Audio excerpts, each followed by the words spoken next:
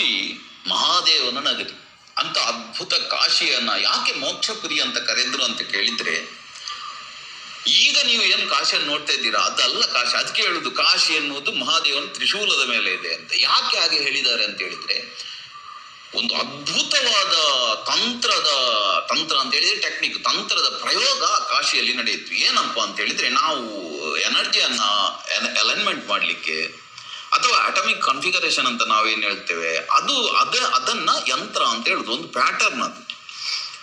ಆ ಹಿಂದಿನ ಕಾಲದಲ್ಲಿ ಯಾವ ರೀತಿ ಕಾಶಿಯನ್ನು ರಚನೆ ಮಾಡಿದ್ರು ಅಂತ ಹೇಳಿದ್ರೆ, ಪೂರ್ತಿ ನಗರವನ್ನೇ ಒಂದು ಅದ್ಭುತವಾದ ಒಂದು ಯಂತ್ರದ ರೀತಿಯಲ್ಲಿ ಮಾಡಿದ್ರು.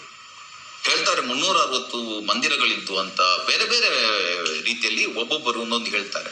ಟೋಟಲ್ ಏನಪ್ಪಾ ಅಂತ ಹೇಳಿದ್ರೆ, ಒಂದು ಪೂರ್ತಿ ಎನರ್ಜಿಯ ಒಂದು ಅಲೈನ್ಮೆಂಟ್ ಅನ್ನ ಒಂದು ಯಂತ್ರ ರೂಪದಲ್ಲಿ ಇಡೀ ಕಾಶಿಯನ್ನು ರಚನೆ ಮಾಡಿದ್ರು. ಅದಕ್ಕೆ ಕಾಶಿಗೆ ಸ್ವತಂತ್ರ ರಾಜನನ್ನು ಇಟ್ರು. ಇಡೀ ಭೂಮಂಡಲವನ್ನು ಗೆದ್ರೆ ಕೂಡ ಕಾಶಿಗೆ ಸ್ವತಂತ್ರ ರಾಜ. ಯಾಕೆ ಅಂತ ಹೇಳಿದ್ರೆ, ಆ ಏನು ಯಂತ್ರವನ್ನು ರಚನೆ ಮಾಡಿದ್ದಾರೆ ಅದು ಅಲೈನ್ಮೆಂಟ್ ತಪ್ಪಬಾರ್ದು, ಅದರಲ್ಲಿ ಬೇರೆಯವರು ಬಂದು ಆಕ್ರಮಣ ಮಾಡಬಾರ್ದು ಅಂತ ಹೇಳಿ ಸ್ವತಂತ್ರ ರಾಜನನ್ನು ಕೊಟ್ಟರು. ಅದಕ್ಕೆ ಹರಿಶ್ಚಂದ್ರ ಕೂಡ ಎಲ್ಲ ಭೂಮಿಯನ್ನ ದಾನ ಮಾಡಿ ಕೂಡ ಕಾಶಿಗೆ ಬಂದದ್ದು ಅದಕ್ಕೋಸ್ಕರ. ಯಾಕೆಂತೇಳಿ ಕಾಶಿ ಸ್ವತಂತ್ರ.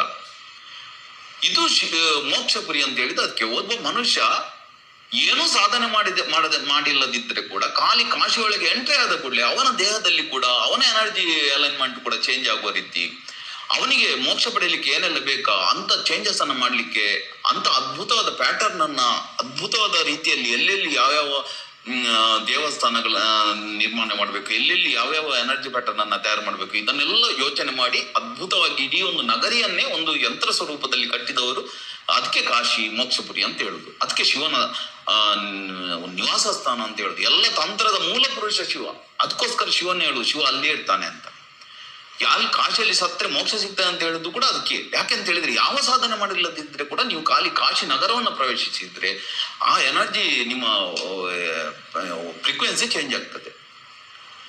ಸೊ ಇಂಥ ಕಾಶಿಯನ್ನ ನಿರ್ಮಾಣ ಮಾಡಿ ಅಲ್ಲಿ ಬದುಕಿನ ರಹಸ್ಯಗಳನ್ನ ಹೇಳುವ ಎಲ್ಲ ವಿಧಾನ, ನೀವು ಅದೇ ನಾನು ಹೇಳಿದೆ ಅಲ್ವಾ, ಅದಕ್ಕೆ ಹೇಳುದು ಕಾಶಿ ಶಿವನ ತ್ರಿಶೂಲದಲ್ಲಿ ಇರುವುದು. ಯಾಕೆ ಅಂತ ಹೇಳಿದ್ರೆ, ಹೊರಗೆ ಏನ್ ಕಾಣ್ತಾ ಉಂಟು ಅದಲ್ಲ, ಆ ಎನರ್ಜಿ ಪ್ಯಾಟರ್ನ್ ಏನಿದೆ ಅಲ್ವಾ ಅದು ಕಾಶಿ ಅಂತ. ಈ ವಿಶ್ವೇಶ್ವರನ ಲಿಂಗ ಏನಪ್ಪಾ ಅಂತ ಹೇಳಿದ್ರೆ, ಲಿಂಗ ಅಂತ ಹೇಳಿದ್ರೆ ಅದು ಲಿಂಗ ಮತ್ತು ಯೋನಿಪೀಠ ಅಂತ ಹೇಳ್ತಾರೆ. ಅದು ಸೃಷ್ಟಿಯ ಸಂಕೇತ. ಅದು ಅದರ ಬಗ್ಗೆ ನಾನು ಶಿವಶಕ್ತಿಯಲ್ಲಿ ಮಾತಾಡಿದ್ದೆ, ವಿದ್ಯೆಯಲ್ಲೆಲ್ಲ. ಒಂದು ಕಡೆ ಸೃಷ್ಟಿ, ಇನ್ನೊಂದು ಕಡೆ ಮಣಿಕರ್ಣಿಕಾ ಘಾಟ್ ಅಂತ ಹೇಳ್ತಾರೆ, ನಿತ್ಯ ಸ್ಮಶಾನ. ಅದು ಮಹಾ ಸ್ಮಶಾನ ಅಂತ ಕಾಶಿಗೆ ಹೆಸರು ಇದೆ. ಒಂದು ಕಡೆ ಹುಟ್ಟು, ಇನ್ನೊಂದು ಕಡೆ ಸಾವು. ನೀವು ಎಲ್ಲಿ ಕೂಡ ನೋಡ್ಲಿಕ್ಕೆ ಸಾಧ್ಯ ಇಲ್ಲ, ಕಾಶಿಯಲ್ಲಿ ಮಾತ್ರ ನೋಡ್ಲಿಕ್ಕೆ ಸಾಧ್ಯ. ಒಂದೇ ಸಮಯದಲ್ಲಿ ಅನೇಕ ಚಿತೆಗಳು ಉರಿಯುವಂಥದ್ದು, ಬೇರೆ ಬೇರೆ ಬಣ್ಣದ ಬೆಳಕು ಬೆಂಕಿ ಬರ್ತಾ ಇರ್ತದೆ. ಅಂದ್ರೆ ಮನುಷ್ಯನ ದೇಹದಲ್ಲಿ ಬೇರೆ ಬೇರೆ ರಾಸಾಯನಿಕ ಇರುವ ಕಾರಣ ಬೇರೆ ಬೇರೆ ರೀತಿಯ ಬೆಳಕು ಬರ್ತಾ ಇರ್ತದೆ. ಅಂತ ಅದ್ಭುತವಾದ ಕಾಶಿಯಲ್ಲಿ ಒಂದು ಕಡೆ ಹುಟ್ಟಿನ ರಹಸ್ಯ ಇರ್ತದೆ, ಇನ್ನೊಂದು ಕಡೆ ಅಂತಿಮ ಸತ್ಯ ಜೀವನದ ಕೊನೆ. ಮಧ್ಯದಲ್ಲಿ ಆ ವಿಶಾಲ ಗಂಗಾ ನದಿ. ನೀವು ಅದೇ ಹೇಳಿದಲ್ಲ, ಈಗಿನ ಕಾಶಿ ನೋಡುದಲ್ಲ, ನೀವು ಕಲ್ಪನೆ ಮಾಡಿಕೊಳ್ಳಿ ಆ ಕಾಲದಲ್ಲಿ ಹೇಗಿರ್ಬೋದು. ಆ ಅರಣ್ಯ ಮಧ್ಯದಲ್ಲಿ ವಿಶಾಲವಾದ ಗಂಗಾ ನದಿ, ಈ ಬದಿಯಲ್ಲಿ ಮಣಿಕರ್ಣಿಕಾ ಸ್ಮಶಾನ, ಈ ಬದಿಯಲ್ಲಿ ವಿಶ್ವೇಶ್ವರ ಮಂದಿರ. ಆ ನದಿ ಜೀವನ ಮಧ್ಯದ ಏನಪ್ಪಾ ಅಂತ ಹೇಳಿದ್ರೆ, ನೀವು ಎಷ್ಟು ವರ್ಷದ ಹಿಂದಿನಿಂದ ನಮ್ಮ ಹಿರಿಯರು ಹೋಗುವಾಗ ಕೂಡ ಗಂಗಾ ನದಿಯಲ್ಲಿ ಇತ್ತು, ನಾವು ಹೋಗುವಾಗ ಕೂಡ ಹಾಗೆ ಇತ್ತು, ಈಗ ಹೋಗುವಾಗ ಕೂಡ ಹಾಗೆ ಇರ್ತದೆ. ಗಂಗಾ ನದಿ ಇರ್ತದೆ, ಆದ್ರೆ ಅದರ ನೀರು ಹೊಸತ್ತೆ ಪ್ರತಿ ಸಲ.